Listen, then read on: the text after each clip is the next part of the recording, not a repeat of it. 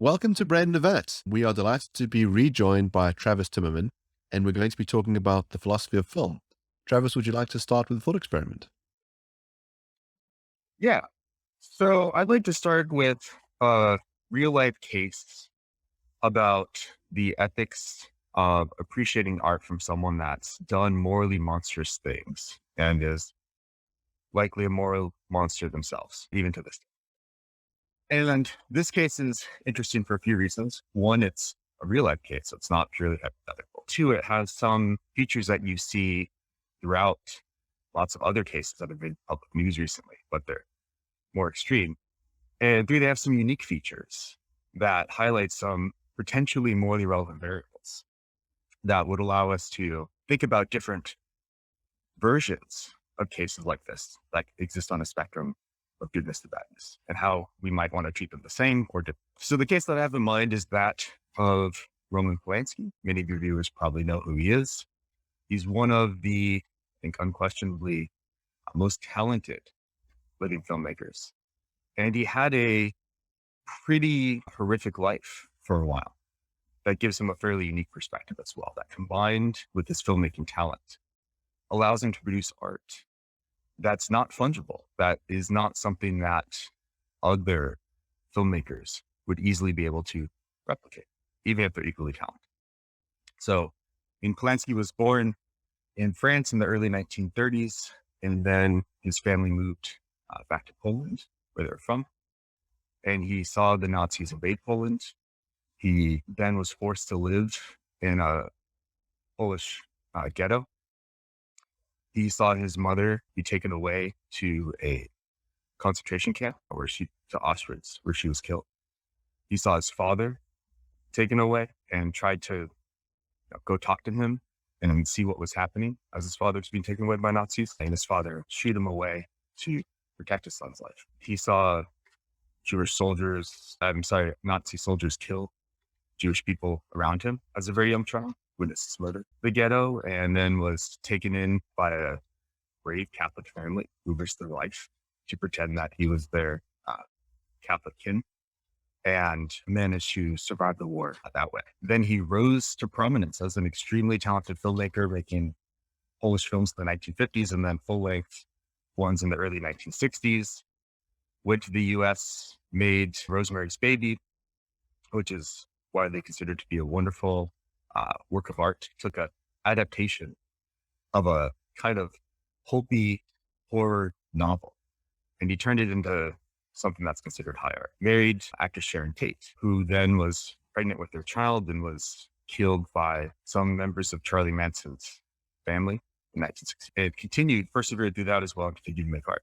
But then in 1977, or maybe it was 1978, I think it was 1977, 1978, he was taking photos of a young girl, I believe was 13 at the time, and raped her violently. He gave her alcohol, he gave her quality, and raped her in spite of her protest. One of the most horrific things that you can do. This was widely publicized in the media.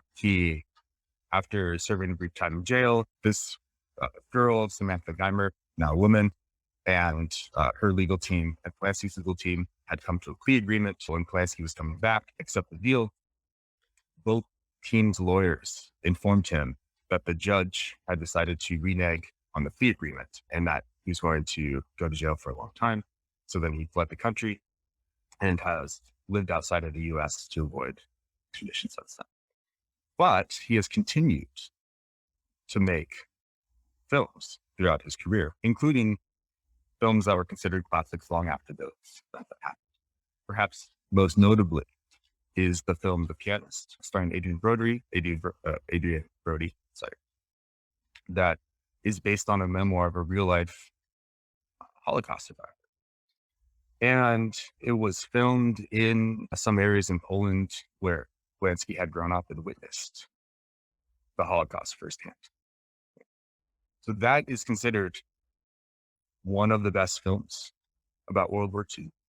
It's hard for me to imagine that any other artist could have made that film, since he had this firsthand experience and the technical talent that almost no one in the 2000s had. It was widely critically acclaimed, but also extremely controversial, given the fact that he'd done this morally monstrous thing. Now, one interesting thing about the case is the woman that he raped, who was a girl at the time, but was a woman in the 2000s, Samantha Geimer, had come out and said she publicly forgave him, that he had been punished for what he did, that the constant media attention on her had hurt her more than Polanski's actions, and that she encouraged people explicitly to vote for in award ceremonies based on merit solely and not on Polanski's law. So I think this raises a host of interesting questions. So one question we can ask is whether it's morally permissible to give Polanski the resources to make these films. Another we could ask is whether you should reward him once the film has already been made, if you're a member of a voting body for some award ceremony, whether the moral character of the artist should factor into the rankings that you give for your votes at all.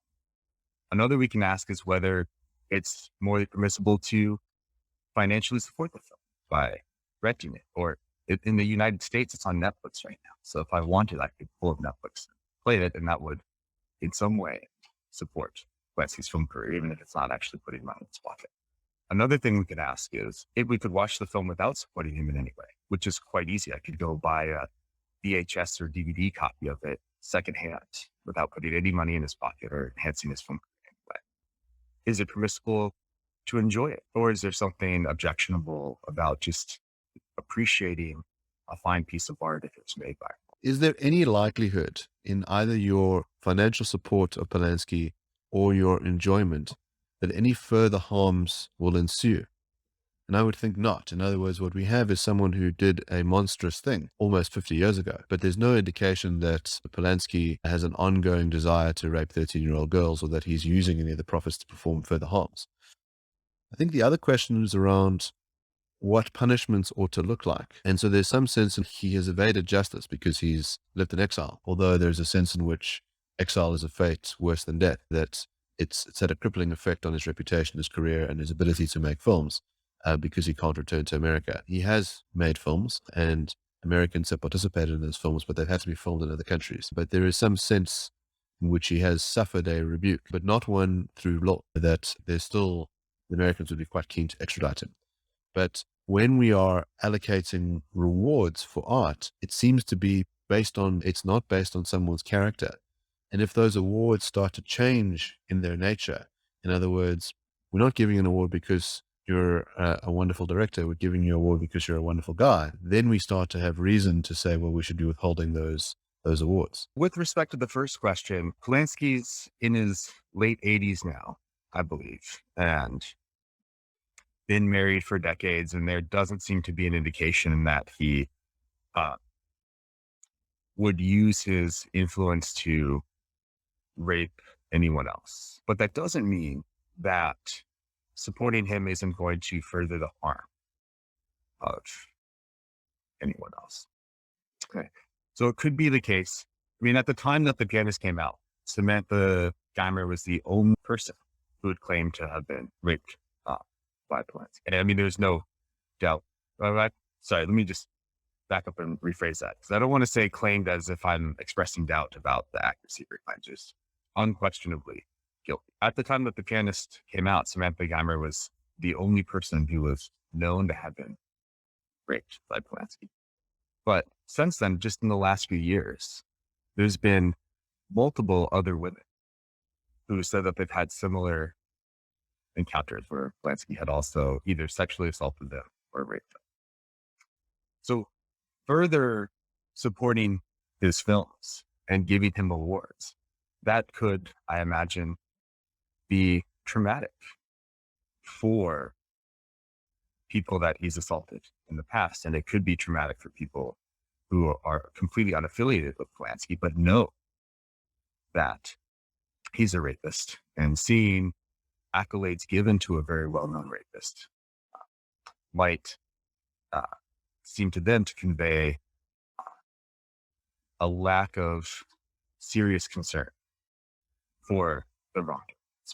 So Mark is asking a utilitarian question here, right? So he's asking, well, will the support of Polanski and his films involve some sort of consequence, some negative consequence? And Yeah. you're spelling out how it may, right? Let's vary the case slightly and let's just assume that it wouldn't have any negative consequence. So let's say that his only victim died, right? And let's say there are no others and it was a once-off event. I'm not saying this was the case. I'm just saying let's assume that. And really, we boil the question down to, is there a problem with supporting his work because he did X, even if my support won't result in something similar to X happening again? Is his misdeed somehow buried in the work?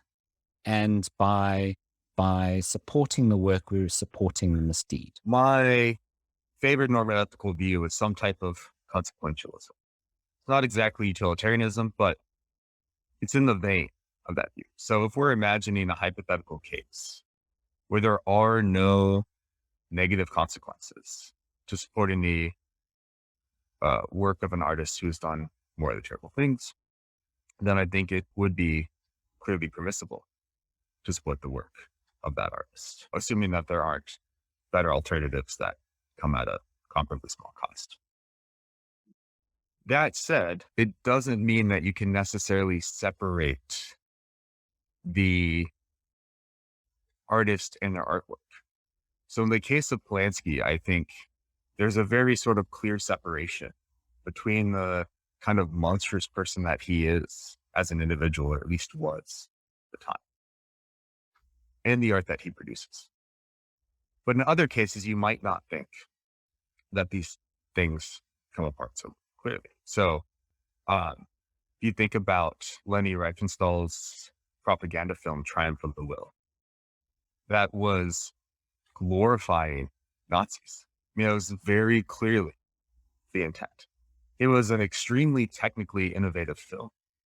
And some of the stuff that she had done in that movie developed film techniques that are widely used today.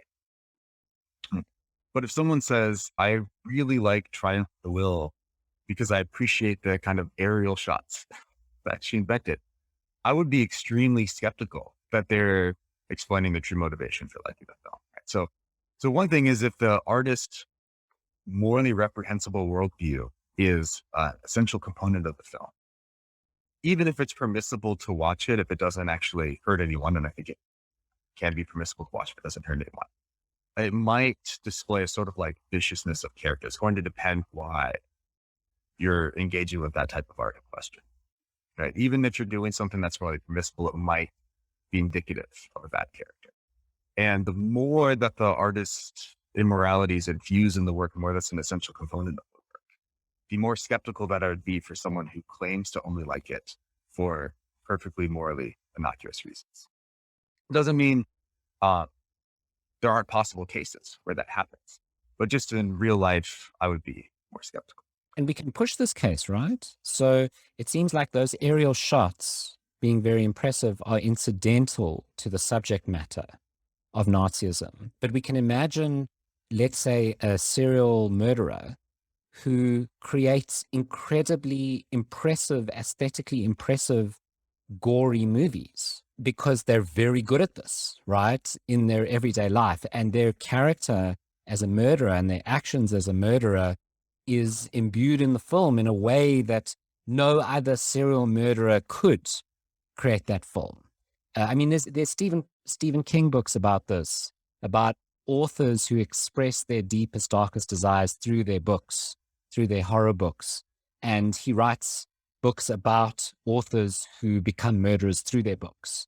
And so, but when people read those books, they're like, this is incredible. This represents murder in a way no one else has done. So there you've got the character really built in, right? So you just cannot separate it out. And yet it could be good art. It could be a good book or a good film. And yet there is definitely something morally weird going on there. So this raises a couple of interesting issues. So one is whether art that is endorsing a morally reprehensible viewpoint can have other good making features that outweigh it. I think there's real life cases where that clearly happens, and that even if there aren't real life cases, we should see that it's clearly in principle possible. Another question that it raises is whether endorsing a morally reprehensible viewpoint is a bad making feature of art. And a natural thought that a lot of moralists have is that, yes, of course, all else being equal, a piece of art that endorses or promotes something that's morally atrocious detracts from the quality of art. It's not just morally bad, it makes the art less good. But there's a sort of weird asymmetry where we don't think that promoting a morally good view enhances the quality of the art. At least most people don't seem to think that that's the case. And then there's also this nice illustration about how the intentions of the artist can come apart sharply from what the people who are appreciating the art see. So in the case as you described it, I'm imagining there's like one natural interpretation is that the people that are reading these horror novels or watching these horror films are thinking, you know, this, as Roger Ebert said, is like an empathy machine. It's really giving us an insight into what it would be like to be a murderer or to be a victim of these heinous practices. And that can be a really valuable aesthetic experience. But they're probably not endorsing the content of what they're doing. And they're probably not even assuming that the author is endorsing this evil content either. And if that's the case, then there doesn't seem to be anything vicious about their appreciation of this art, even though there is something sort of vicious about the art itself because it was made with the intent to try to promote something that's grossly immoral. But that's just not something that's coming across on the page or coming across on the screen to the viewers. So I think it's worth saying, like, whether it's permissible to make this art and whether that's permissible or not depends on how good or bad the consequences are. And then we can talk about the virtues or vices of the artist in question in making that art, which isn't necessarily the same thing as whether it's permissible to make the art or not. And then the virtues and vices of the people that are appreciating the art, and then the moral permissibility of the people, the moral permissibility of appreciating and not appreciating the art in various ways. It seems to me that when we're making assessments of the work or of the artist, that they're going to be of two different normative sets. The one is going to be ethical considerations, and the other one will be aesthetic considerations. And what's interesting is, of course, when those two things dovetail, when an ethical defect in the work could affect our aesthetic enjoyment of it. And so I imagine this situation, which is that you walk into a gallery and you're standing in front of this landscape picture and you're admiring the work and you're describing its sort of effect on you or the brush strokes. And someone says, what do you think of the work? And you say, well, I think it's quite a beautiful work. And you describe why, and you give all the sort of aesthetic reasons for why it is a good work and a beautiful work. And they say to you, by the way, this was painted by Hitler. And now it becomes very hard for you to enjoy it. You say, I don't think I can have the same kind of assessment of the work. But all those aesthetic features are present in the work, regardless of the creator. Another variant is that you walk into the gallery and just as you're about to look up at a painting, you stub your toe and you're in pain and you can't appreciate the work because of the pain that you feel.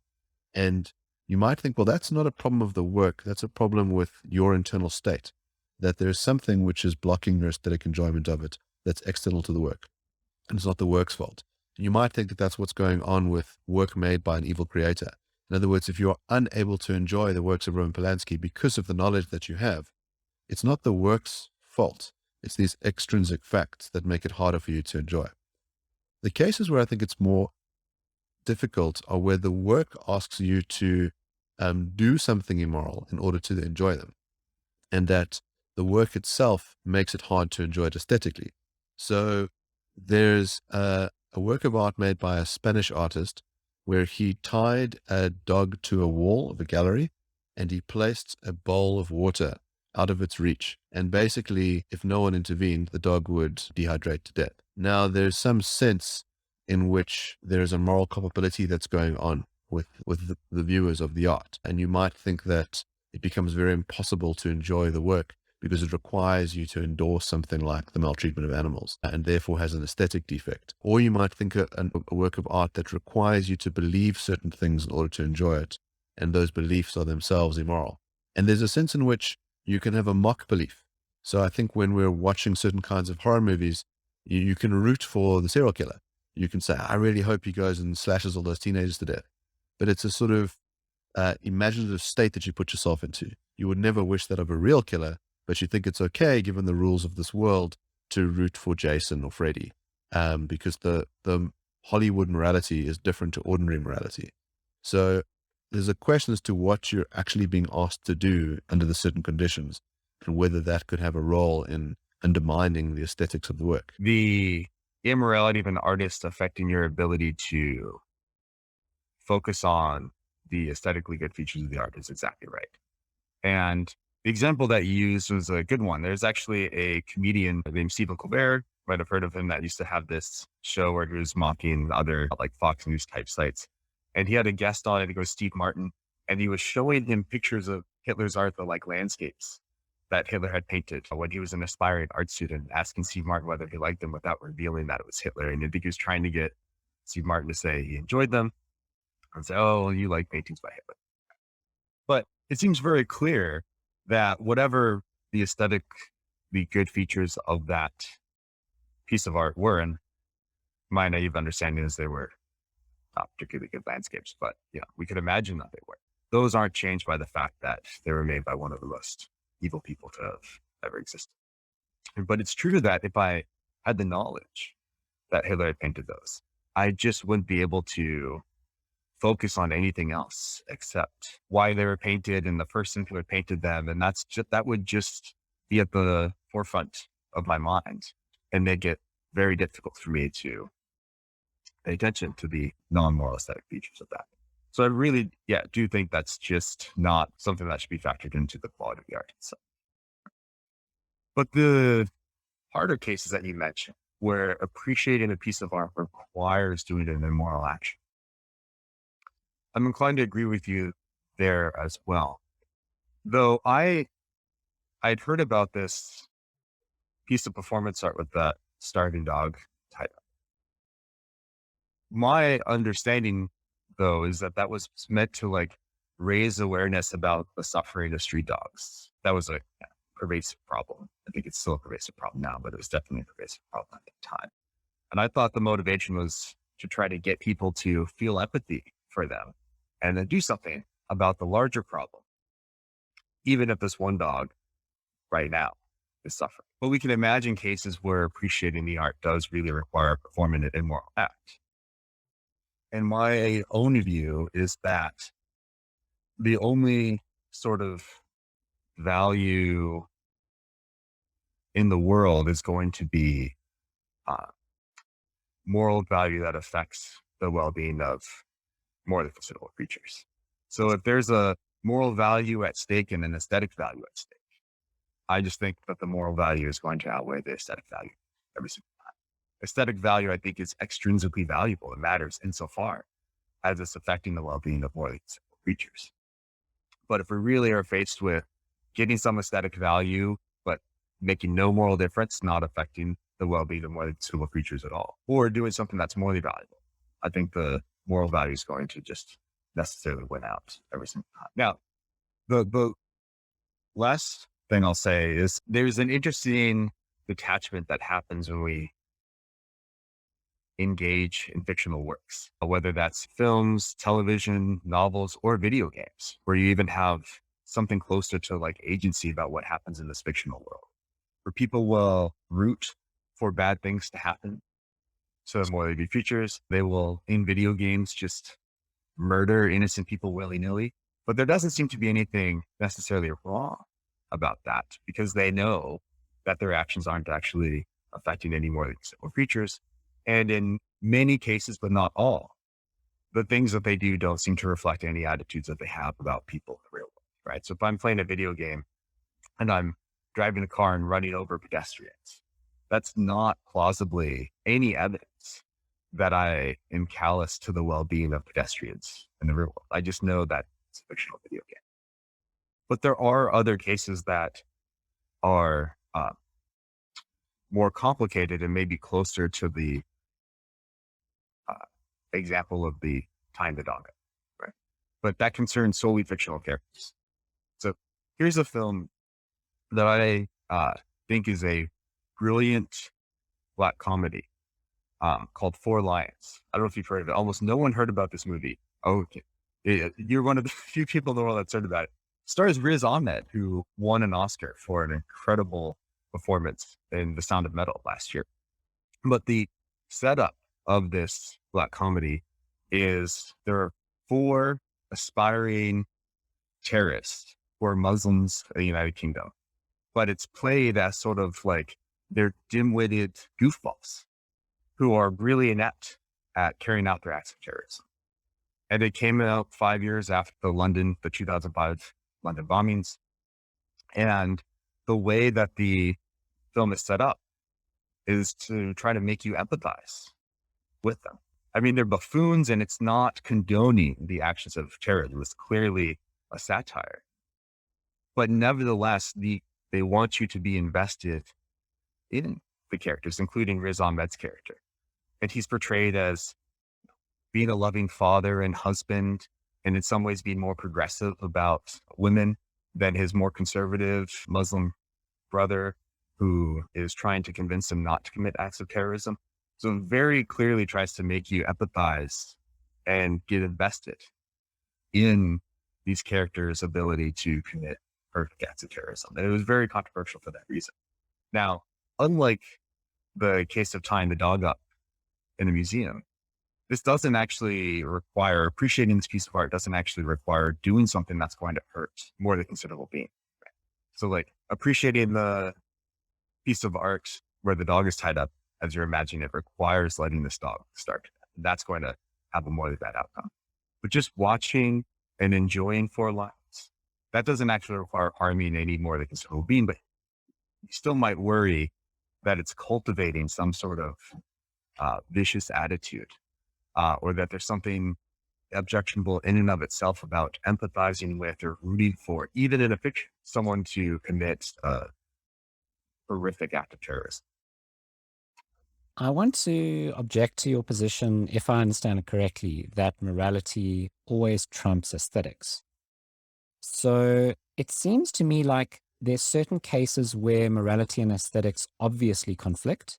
So one, for example, is Picasso, who, if I remember correctly, left his family in order to pursue his career. And they were very resentful of this, at least in the story I remember. And if it's not the story, then let's just assume it was the story. So leaves his family to pursue a career in art and becomes the great artist that he became, partly at the cost of his family. On your view, he should not have done so, right? Because morality trumps aesthetics. But it's not just those kind of cases, which perhaps your intuitions might go one way or the other on. It's, I think, every case, because I cannot imagine an instance where you could be spending time creating art that you might not be spending that time improving the lives of others. So this is Susan Wolf's argument, Moral Saints. She basically says, well, especially for the utilitarian or the consequentialist, any time that you could be drawing a painting or writing a novel or filming a film, you could be spending that time feeding starving children. And there will be some children somewhere that are starving, and you could be spending that time feeding them. And so, on your view, you should never create art. So in the actual world, I think I can avoid the implication that we should never create art. But we can certainly imagine possible worlds where my moral view is going to tell that we should never create art. But I'm happy to bite the bullet in those worlds. It doesn't seem like a bullet to bite once we really get clear on the conditions that would have to be in place for it to be impermissible to art. So first, let me address the Picasso example. I don't think there's just aesthetic value at stake in Picasso producing art. Right? There's moral value as well. He became a great artist whose works are widely appreciated today, and that doesn't look like it's going to change anytime soon. So he produced a great deal of moral value insofar as he enhances the well-being of all the people that appreciate his art. So I think I can say that about any artist whose art we'd want to preserve. The cases that would arise where there's just a conflict of aesthetic value and moral value would be when the production of aesthetic value doesn't produce any moral value or produces comparably less moral value than what they could be doing if they spent their time doing so. Right? So mean, we could imagine that Picasso has the opportunity to lead his family and produce great works of art, but he can only do it in a remote area that no one else will ever get to see or appreciate the art that he produces. And let's suppose it brings him no joy whatsoever to produce this art. It's just neutral for him, or it's the same amount of prudential value as if he were staying with this. Now, some people think that that art would be intrinsically valuable. Just if there's something beautiful in the world, that makes the world a better place, even if there's no one to see or appreciate that beauty. And my view is that that's not intrinsically valuable at all. I think good art matters only insofar as it affects the well-being of one simple creatures. And that would be a case where he would be producing something that has aesthetic value, but the moral value would just outweigh it. Now, does this mean no one in the actual world should ever produce art because they could always be doing something that would help people more? I don't think that's true for a couple of reasons. One, if everybody made it their mission to try to end global poverty and they coordinated in the right way, we could do that pretty easy. I mean, Singer works this out in the life you can save. I forget what the exact number is. And it's something like if people in affluent nations gave $500 or $1,000 one time, and we coordinated in the right sort of way, we could end global poverty forever. Right? So if everyone really were trying to be good utilitarians and they were reasonably good at figuring out what's going to bring about the best consequences, then we could end global poverty and raise the level of welfare for lots of creatures. And then I think plausibly producing art at that point would be required to maximize utility because art is so meaningful in so many people's lives. The vast majority of humans, if not the vast majority of humans, art is an extremely important component of what makes their life good. The other thing to say is that on plausible utilitarian views, that we have to talk about what would be good at two levels. One, we can ask what would be good for an individual to do, given the way that other people in the world are acting. And then another thing we can ask is what would be a good sort of general policy. So maybe each individual thinking about how to act now, they could do more good by not producing art. But that's holding fixed the fact that there's plenty of other people who aren't going to act like utilitarians, and they're going to continue creating art in the world. So they thinking about what they should do at the individual level. Maybe no individual then should decide to. But if we had a social policy that we're trying to implement that says no one should produce art and they should always focus on trying to alleviate famine or disease or depression or anything else that detracts, that would be a very costly rule to enforce that almost certainly would maximize utility. That would be very ineffective to try to enforce. That would make the world a lot worse if everybody did indeed act on that rule. So I just think we should have a social policy, even on utilitarian grounds, that strongly encourages people to choose creative art. And that's going to make the world much better than if we try any alternative rule. The original way that I understood your position was that morality acts like a side constraint. So in other words, it's impermissible to create certain kinds of art if in order to do so, you have to do something wrong. But I now understand your position differently, which is it's permissible insofar as it's overall right. In other words, you can do a bit of harm if overall you're going to get a net benefit. So let's return to Mr. Polanski and let's change the facts a little bit. Let's imagine that Polanski says, look, I'm going to be honest. The only way that I was able to make the litany of incredible films that I made, that literally no one else could have made. Chinatown is going to be regarded as one of the greatest films ever made. I mean, he's had an unbelievable career for nigh on 50 years.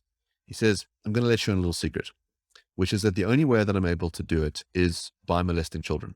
He says, I have this deep, deep anxiety, which stops me from creating art. And the only way that I can resolve it is basically with this dungeon that I have. And I molest these kids. I only need to molest one a year.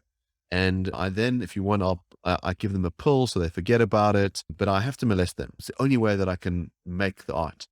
And there are so many people that love my art, and I bring so much joy to the world, so much positive utility. And let's assume for the sake of argument that the amount of pleasure outweighs the suffering that the little kiddies feel when they're being molested. And as I say, we can do other things to ameliorate it. You can have them passed out if you want so they don't subjectively experience the suffering. But he's undoubtedly molesting these young kids. You then have to say, well, I guess that's the right thing for Mr. Polanski to do, to molest those girls. Otherwise, we'd be robbed of all this wonderful art. Yeah. So I was thinking about some of the questions you might ask me during this interview. And this was not on the list of ones that I've been asked. So here's my off the cuff response. I don't think that I have to say that given the way that things are in the actual world. But you can certainly push me on faraway possible worlds where things are very different. But let me first say why I don't think that I have to say that in the actual. While it's true that Polanski creates art that I don't think anyone else could create, and that he's one of the most talented living filmmakers and likely one of the most talented filmmakers to ever exist. The amount of value that he creates is determined by the amount of, not just the amount of good that people get from appreciating the art, but the amount of value that he creates is going to come from the difference in the amount of good that people get from appreciating his art compared to the amount of good that they would get were his art not available.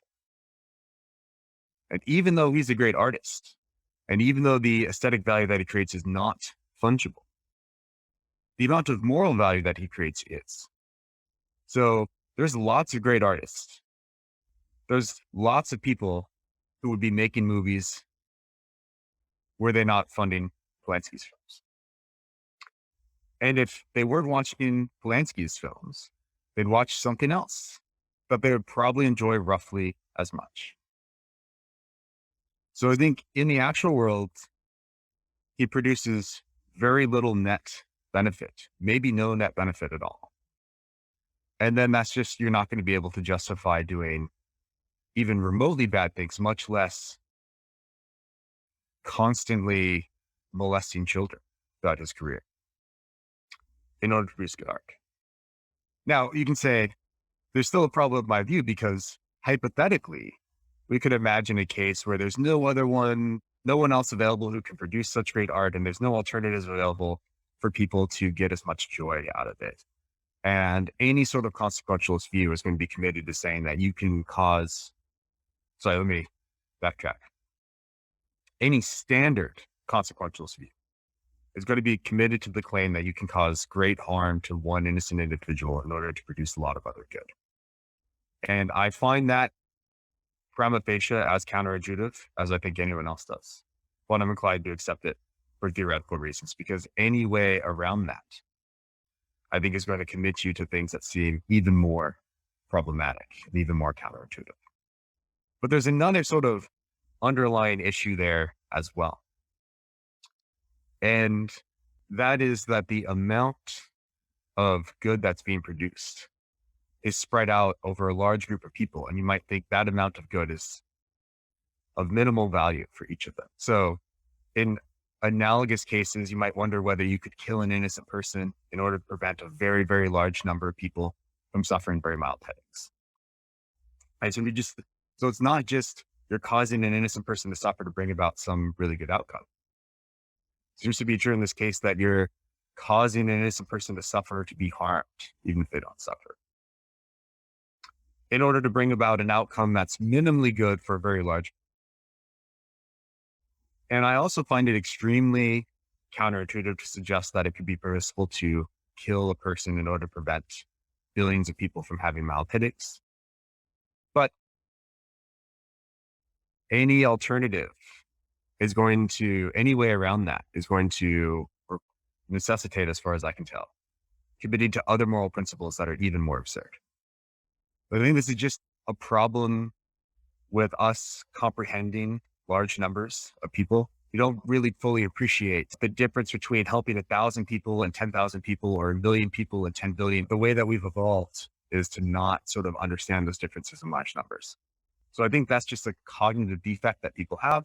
So I'm just going to bite the bullet on that too and say, yeah, in principle, it can be okay to cause very serious harm to one individual to prevent very small amounts of harm to very, very, very large groups of other individuals. And this just seems like to follow straightforward really from that. So the problem with this response is that it contradicts the previous response to the Picasso case. In the Picasso case, it seems like if Picasso didn't pursue his art, even though a lot of people really appreciated his work, it seems like, well, there would have been another artist who they appreciated instead. So on the counterfactual, in the counterfactual world where Picasso didn't pursue his art, it seems like everyone who did enjoy his art wouldn't have suffered a net loss or very little net loss. And so you can't substantiate why it was okay for him to become an artist at the cost of his family. Because in that counterfactual world, his family wouldn't have suffered. They would have reaped the benefits of him staying home and supporting them. So you can't really run both responses. Yeah, excellent. Okay, good. So what I'd want to say then is just if that's true, it's impermissible for Picasso to leave his family, become an artist. Right. And now it seems like here's the crux of the issue is by reducing aesthetic value to as extrinsic to moral value or to well-being or to happiness that's produced, it seems you're missing out on a genuine conflict here, right? So it seems that in some cases there's a genuine conflict between the amount of aesthetic value produced by either a piece of art or an artist versus the well-being or suffering that he produces. And by saying that aesthetic value is just extrinsically value, it's only valuable insofar as it produces well-being, seems to miss that conflict. Because a lot of people intuitively would want to say, well, even if we hold all the facts true that you're claiming, even if it is true that a lot of people enjoyed Picasso, but they would have enjoyed someone else. And even if it is true that, let me just rephrase that. Even if it's true, even if all the empirical claims are true here, it seems like there's still something very valuable that would be lost in a world where Picasso's work didn't exist. And what would be lost is not people's net enjoyment of art generally, but that those pieces of work wouldn't be there. And that seems like a genuine loss of value. I'm not saying that that value is it outweighs the moral values involved, but I'm just saying you have to say that there is something in and of itself that's been lost. With Mark's question, I feel like I'm having to bite a bullet.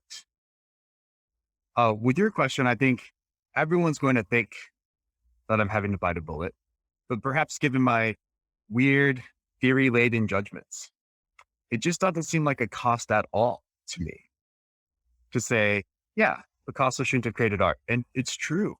We're losing a sort of aesthetic value, an aesthetic value that no one else would be able to realize. But who cares if it's not actually reducing the net total well-being of morally considerable creatures? I don't even feel a conflict there if we don't have the art of Picasso.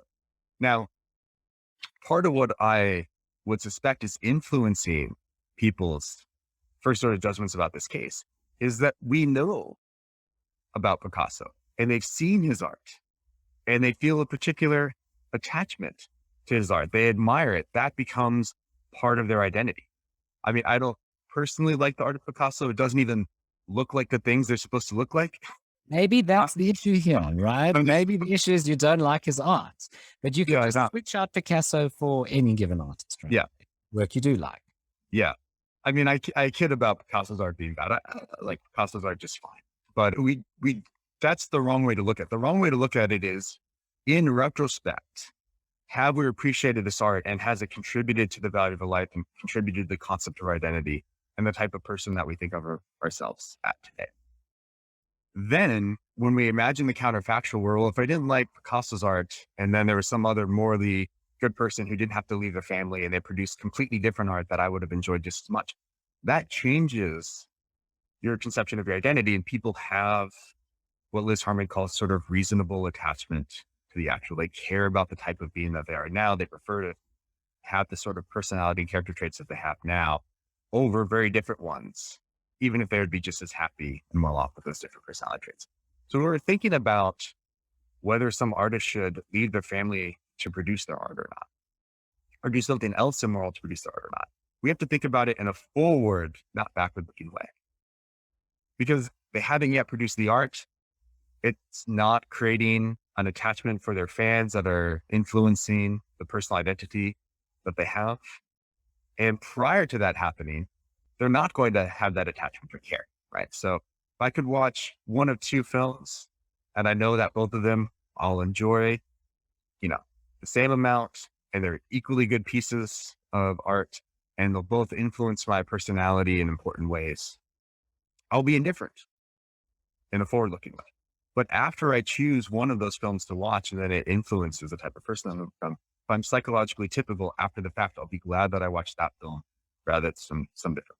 So I think the problem is that when people are imagining these cases, they're uh, looking at it from the perspective of someone who already appreciates and cares deeply about the artist in question. And that's the wrong way to look at it. We have to look at it in this forward-looking way and take away any sort of personal attachments that people have.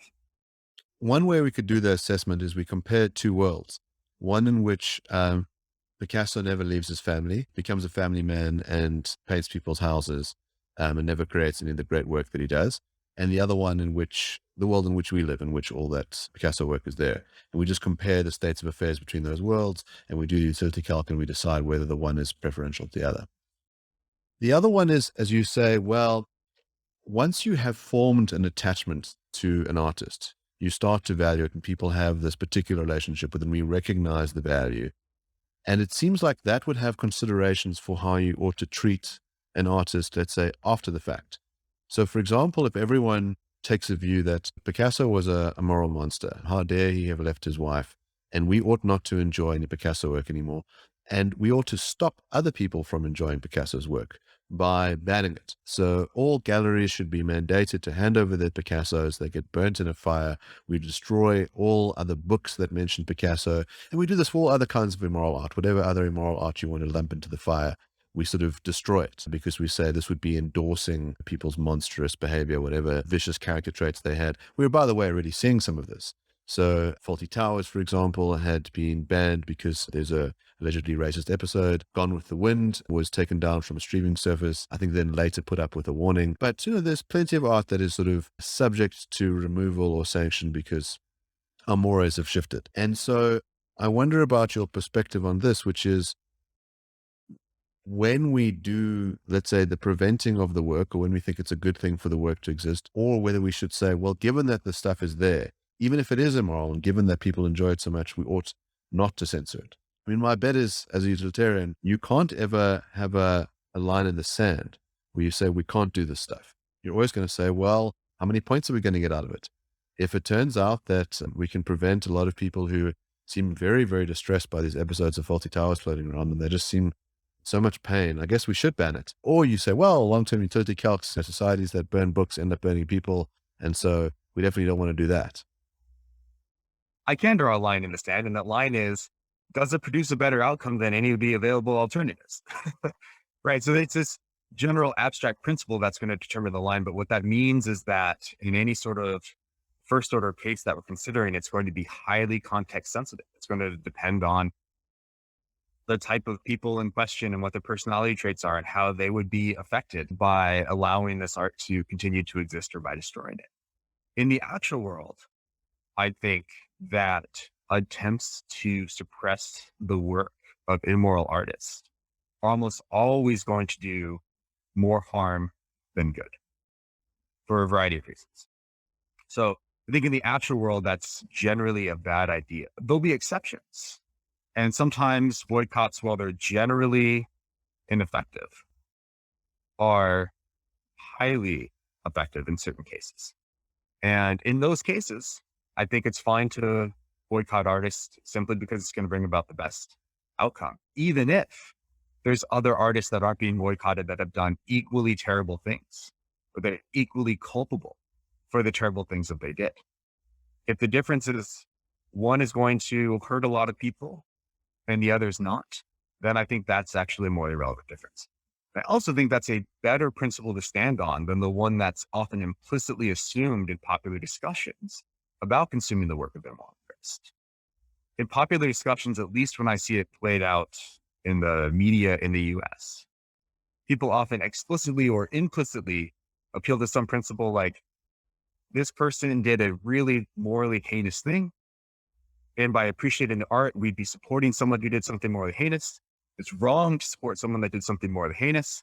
So it's wrong to support this sort of art. And the problem with that argument is that it would prove too much.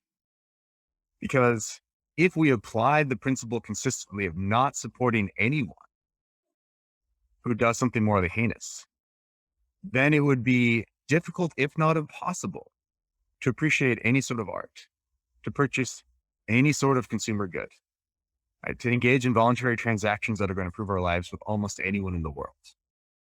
Not only because crimes that are rightly regarded as morally heinous are unfortunately and terribly widespread. Sexual assault is a horrific problem that the majority of women face and that a non-trivial number of men face. And people of all genders. But there's also serious moral wrongs that are socially accepted that people aren't aware of now because of their moral blind spots. So I wonder if 50 years in the future when factory farming is a thing of the past. I think it's very likely to be a thing of the past 50 years from now.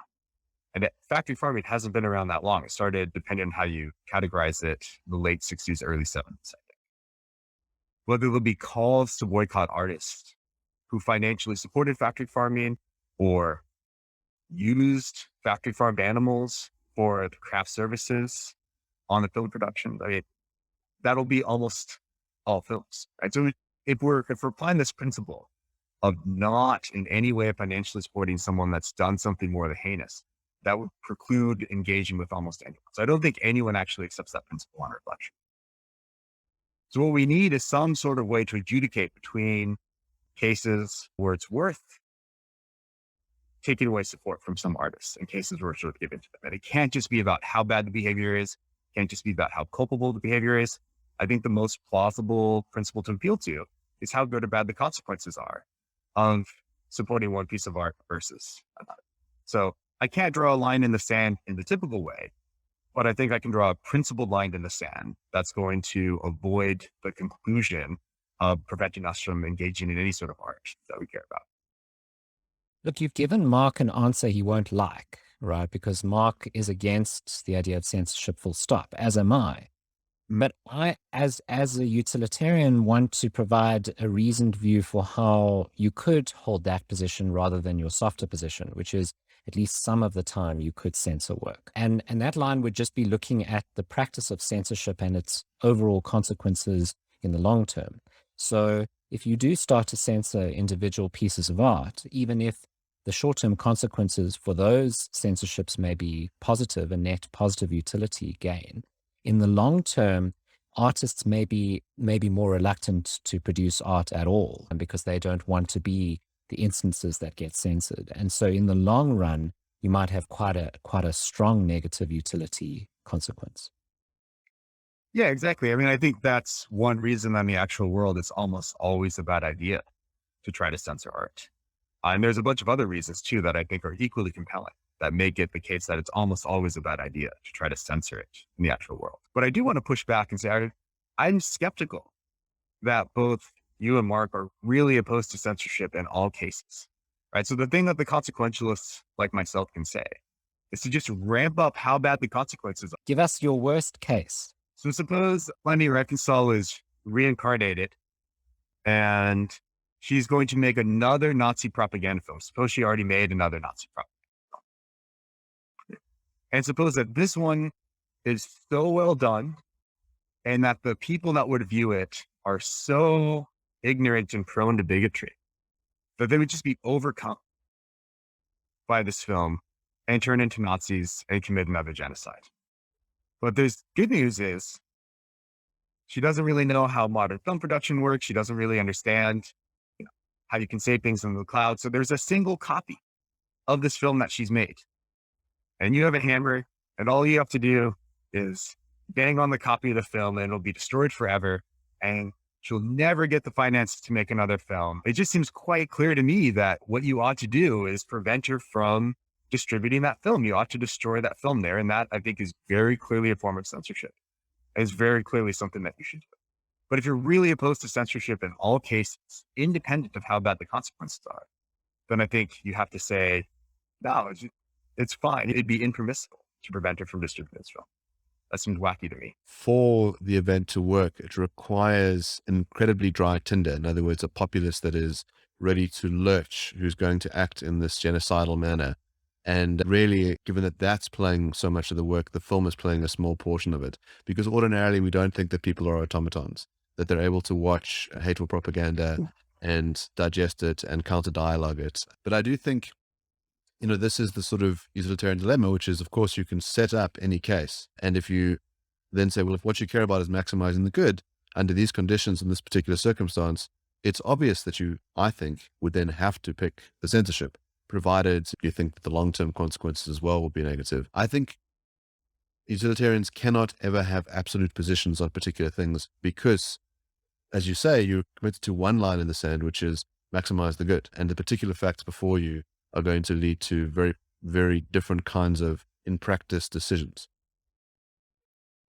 Yeah, the utilitarian can't have an absolutist stance on any given action, right? But you might appeal to some values other than utility here. You might say, even if the moral thing to do is to destroy that single reel of film, even if that will result in net positive consequences, given everything, and even in the very long term, you might still think that there's some other countervailing value that perhaps won't outweigh that, but is a countervailing value, and that is that you're buying into censorship and you're destroying a piece of art, or whatever, however you want to phrase it, however you want to cash out that competing value. I think the difference between Travis's position and mine is that I take that other value seriously, and I do think that value can outweigh utility in some cases. It's true that the utilitarian for lots of act types can't give a deontic prohibition against them. They can take an absolutist stance on some broad act types, namely act types that produce the most good and act types that produce suboptimal consequences. And then they give different answers about how to rank the value of the consequences. And the way that people always push back against utilitarians in these sorts of consequentialists is to imagine cases where you have to do something that causes an innocent person to suffer in order to bring about some greater good. And I agree that that's a counterintuitive implication of the view.